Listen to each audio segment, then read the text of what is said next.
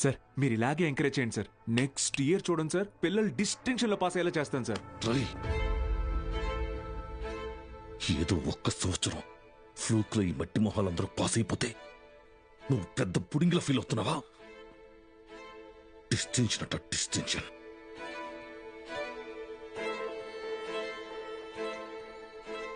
Sir నేనేం చేశాను sir? మొత్తం మన కాలేజీలన్నింటినీ రిస్క్ లో పెట్టేశావు. మీ college pass rate 75, Siripuram government కాలేజీలో పాస్ రేట్ 100. మేమంతా ఆ కాలేజీకి వెళ్తాం అని అంటున్నారా? మన town branch middle class customers. కస్టమర్సా? స్టూడెంట్స్ కదా సార్. కస్టమర్సేరా, కస్టమర్సే. ఇది వ్యాపారం. ఏ వ్యాపారంలోనైనా టార్గెట్ మిడిల్ క్లాస్ కస్టమర్సే. చాలా కాలం పట్టిందిరా వాళ్ళ మైండ్ ని ట్యూన్ చేయడానికి. అది నువ్వొచ్చి మార్చేస్తావా? ఏది సార్? క్వాలిటీ ఆఫ్ ఎడ్యుకేషన్ కావాలంటే కాసులు ఖర్చు పెట్టాలి. త్రిపాఠి లోగో ఇక్కడ ఎందుకుందో తెలుసా? ఇది డబ్బుండే place. Zero fees zero education, more fees more education. ఇదేరా ఇప్పుడు trend. Inter plus EAMCET 25,000 rupees, inter plus IIT 45,000 rupees. ఇదేరా లెక్క. డబ్బులున్నవాడు ఈ లెక్కని కొంటాడు, తక్కువ ఉన్నవాడు అప్పు చేసైనా కడతాడు. మరి లేనివాడి సంగతి ఏంటి సార్? ఆ దిక్కుమాల కోసమే ఈ గవర్నమెంట్ కాలేజీలు ఉంది. చూడు, వాళ్ళకి పెద్ద పెద్ద ఆశలేమి ఉండవురా. ఇంటర్ ఎగ్జామ్ రాస్తే ఏదో గొప్పగా ఫీల్ అవుతారు, పాస్ అయితే ఇదిగో ఇలా పండగ చేసుకుంటారు. ఫైనల్ గా పల్లెటూరులో అయితే ఏ పాలేరుగానో పని మనిషిగానో మారుతారు. సిటీలో అయితే డ్రైవర్ గానో వంట మనిషిగానో సెటిల్ అవుతారు. Lower middle class. మా నాన్న కూడా ఓ డ్రైవరే సార్. మా ఫ్యామిలీ కూడా lower middle class. Ray, I mean అది నిన్నలేదు. మీరు ఈ కాలేజీలన్నిటినీ టేక్ ఓవర్ చేసింది వీళ్ళ బాగు కోసం కాదా సార్? మీ వ్యాపారం కోసమా? అరే, నువ్వు తప్పుగా అర్థం చేసుకున్నావురా. నేను అలా అనలేదు. నన్ను ఇక్కడికి పంపింది నేనేదో సాధిస్తానన్న నమ్మకంతో కాదా, నేనేం పీకలేనన్న ధైర్యంతోనా? అరే బాలు, ఏదో కోపంలో టంగ్ స్లిప్ అయింది అంతే, వదిలే.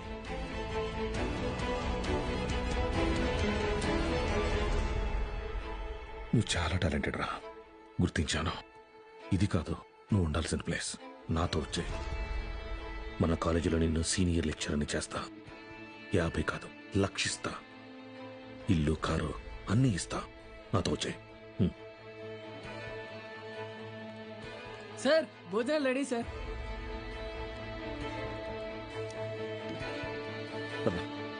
తినేసా?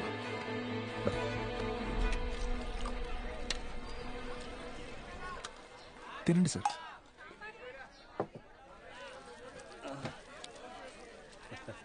అన్న కొద్దిగా అక్కడ కూర్చొని తింటారా? తప్పుగా అనుకోకండి. అలాగే sir. Lower middle class sir, వీళ్ళు అలాగే ఉంటారు. మీరు తినండి సార్, తినండి. జనరల్గా లోవర్ మిడిల్ క్లాస్ తల్లిదండ్రులు పిల్లల కోరికలు తీర్చడానికి వాళ్ళ కోరికలు చంపుకుంటారు సార్. పిల్లల కడుపు నింపడం కోసం వాళ్ళు పస్తులుంటారు.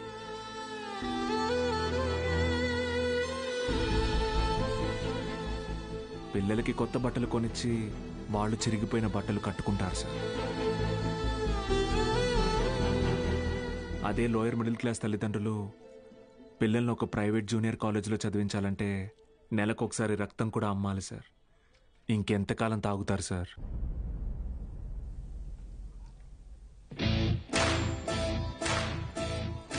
నేను బాగా ఆలోచించుకున్నాను సార్. మీ ఆఫర్ కన్నా వాళ్ళ ఫ్యూచర్ గొప్పది. మీతో రావడం కన్నా నేను ఇక్కడ ఉండడం ముఖ్యం. ఏం పీకుతావురా? మహా అయితే నెక్స్ట్ ఇయర్ కూడా పాస్ మార్కులు తప్పిస్తావు.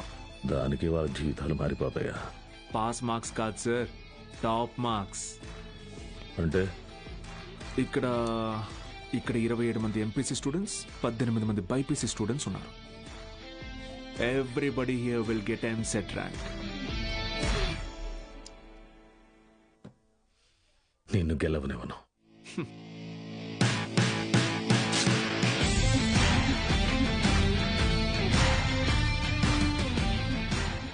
విద్య అనేది గుడిలో దేవుడికి పెట్టే నైవేద్యంతో సమానం sir.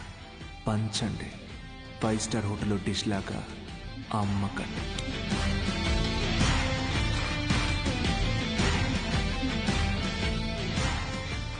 Tripathi sir, thank you sir. Take care sir. Bye bye sir.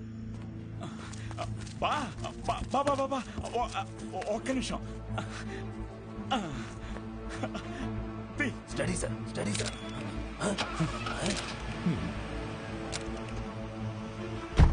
బా బా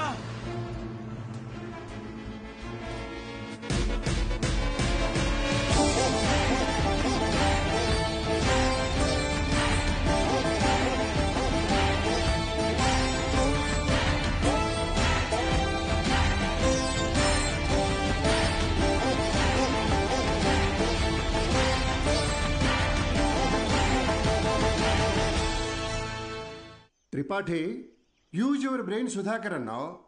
పనికి మాలిన వెధవల్ని పంపుదామని అన్నావు. ఇప్పుడు ఆ పంపినాడి వల్ల మనకు పని లేకుండా పోయేటట్టుగా ఉంది. ఒక్కడే కదా, ఒక్కడితో ఆగకపోతే వీడిని ఇన్స్పిరేషన్గా తీసుకుని మిగతా లెక్చరర్స్ కూడా మొదలు పెడితే 10th పేజీలో వీడి గురించి వచ్చిన ఆర్టికల్ మొదటి పేజీకి పాకితే మనం మొదటి పేజీలో ఇచ్చే యాడ్ని ఎవ్వరు చూడరు. బతకలేని పడి పొంతులని పోగేసి వ్యాపారం మొదలుపెట్టిందే నేను.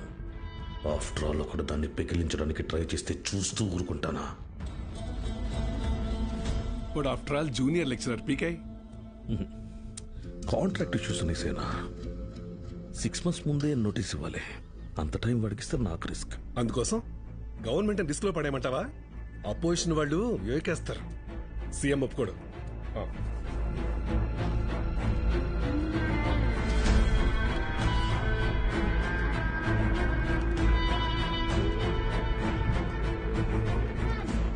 ఏంటి త్రిపాఠి, ఇంకో బెంచ్ కారు కొన్నావా? అది నాది కాదు, నీదే. ఏంటి? నా సంగతి సరేనయ్యా, కానీ సీఎం ఒప్పుకోడు.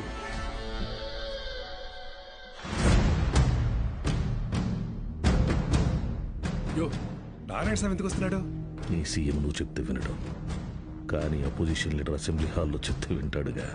త్రిపాఠి, నాకు చిన్న సాయం చేస్తావా? ఏంటి? దయచేసి నువ్వు రాజకీయాల్లోకి మాత్రం రాకయా. డెఫినెట్ గా రాను. ఎడ్యుకేషన్ లో వచ్చేంత డబ్బు పాలిటిక్స్ లో రాదు. రాష్ట్రంలో నిరుద్యోగ సమస్య రోజు రోజుకి పెరిగిపోతోంది అధ్యక్ష. దీనికి ప్రధాన కారణం ప్రైవేటీకరణ అధ్యక్ష. రోడ్డు కాంట్రాక్టర్లు, రైల్వే కాంట్రాక్టర్లు ఇప్పుడు కొత్తగా గవర్నమెంట్ జూనియర్ కాలేజీలు నడపలేక ఇప్పుడు వాటిని కూడా ప్రైవేటీకరణ చేసేసారు. ప్రెసిడెంట్ గారు మీ ఇంటి దగ్గర పాలు పోయొద్దు అన్నారండి. కావాలంటే కేంద్రానికి వచ్చి డబ్బులు కట్టి పాలు కొనుక్కోండి, ఏమనుకోద్దు సార్. ఎంప్లాయ్మెంట్ ఎక్స్చేంజ్ దగ్గర లెక్చరర్ల పోస్టుల కోసం దరఖాస్తు చేసుకున్న నా నిరుద్యోగ సోదరులకు ఏం సమాధానం చెప్తుంది ప్రభుత్వం? చదువును ప్రైవేటీకరణ చేస్తున్న ఈ జీవోని వెంటనే రద్దు చేయాలని నేను డిమాండ్ చేస్తున్నాను.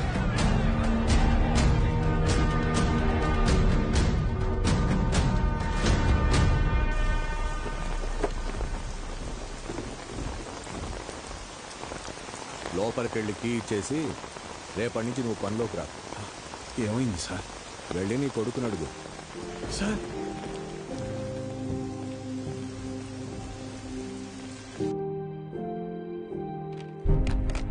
పోయిన సంవత్సరం కొన్ని అధికారిక అవకతవకల వల్ల గవర్నమెంట్ కాలేజీ లెక్చరర్స్ నియామకం ఆలస్యమైంది.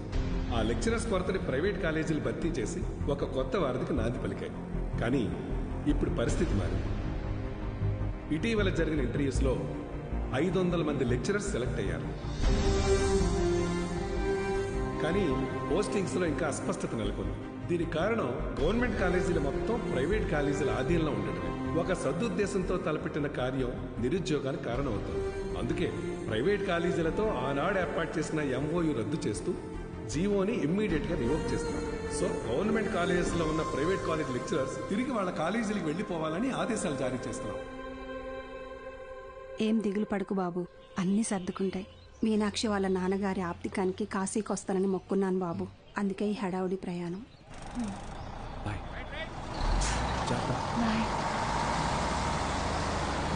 సతీ సతీ అన్నా సత్యం చూసారా? సారాకుడి దగ్గర ఉన్నాడు.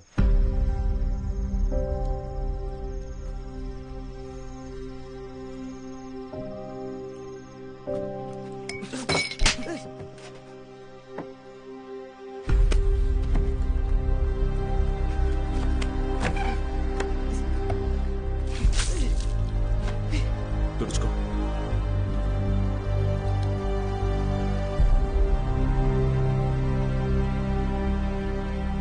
సెకండ్ ఇయర్ సప్లిమెంటరీ ఎగ్జామ్ రాయాలి. గుర్తుందిగా? నేనేం చెప్తే అది చేయాలి.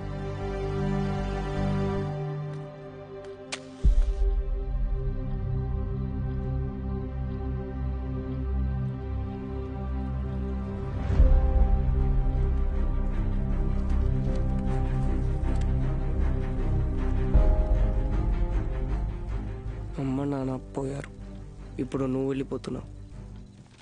ఇంకెవరికోసం రాయాలి?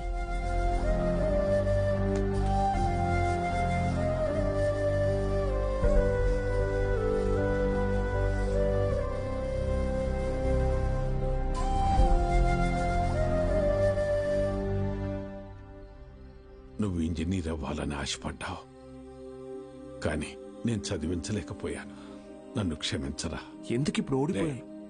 నీ వల్ల అక్కడ ఒక్క స్టూడెంట్ ప్రయోజకుడైనా నేను గెలిచినట్టు భావిస్తాను. వాళ్ళ అమ్మా నాన్న ఆనందం వెనక నా కొడుకున్నాడని గర్వపడతాను. ఇప్పుడు ఏమైందని, ఎందుకు జరిగిపోయింది దాని గురించి బాధపడుతున్నావు? రే, అడిగింది కొనివ్వకపోతే ఆ పిల్లలు ఒక్కరోజే ఏడుస్తారు. కానీ వాళ్ళ అమ్మా నాన్న కొనివ్వలేని పరిస్థితి ఉన్నంతకాలం ఏడుస్తూనే ఉంటారు. నా ఏడుపు నీకు అర్థం కాదులే.